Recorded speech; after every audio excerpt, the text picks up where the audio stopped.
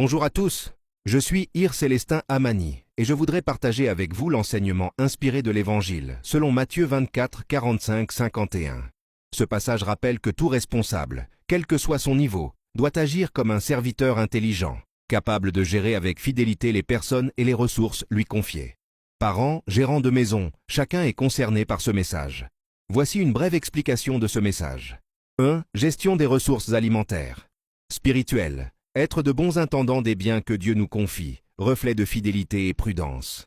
Pratique. Minimiser le gaspillage. Préparer des repas simples mais nutritifs. Partager les surplus avec les nécessiteux pour incarner la générosité. 2. Hygiène dans la préparation des repas. Spirituelle. La préparation doit être faite avec soin, comme témoignage de l'ordre divin. Pratique. Enseigner le lavage des mains, le nettoyage des ingrédients et la conservation des aliments pour protéger la santé, signe d'amour et de responsabilité. 3. La prière autour de la nourriture. Spirituelle, chaque repas est une occasion de gratitude envers Dieu, comme le serviteur fidèle envers son maître. Pratique. Instaurer une prière avant et après les repas, moment d'unité familiale et de renforcement spirituel.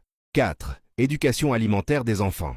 Spirituelle. Former les enfants à gérer leur corps et les ressources avec sagesse. Pratique. Leur apprendre à manger équilibré, participer à la préparation des repas, respecter la nourriture comme un don précieux. 5. Convivialité et partage avec les voisins. Spirituel, étendre la bienveillance au-delà du foyer, à l'image du serviteur fidèle. Pratique, organiser des repas communautaires, partager des plats pour renforcer les liens sociaux et bâtir une communauté inspirée par l'amour chrétien.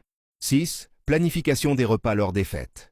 Spirituel, comme le serviteur qui se prépare au retour du maître, planifier des moments spéciaux pour honorer famille et amis.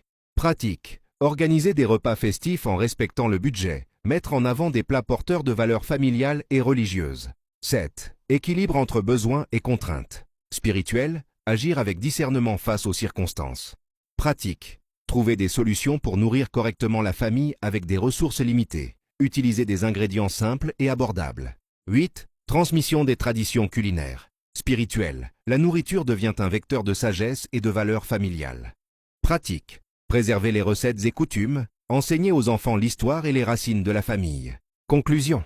Relier la nourriture à des valeurs comme la gratitude, la convivialité et la gestion responsable offre à la famille un cadre de vie équilibré, spirituel et physique. Ainsi, chacun devient un serviteur fidèle, prêt à répondre à l'appel de son maître. Contact @amanibisimwakalesteinogmail.com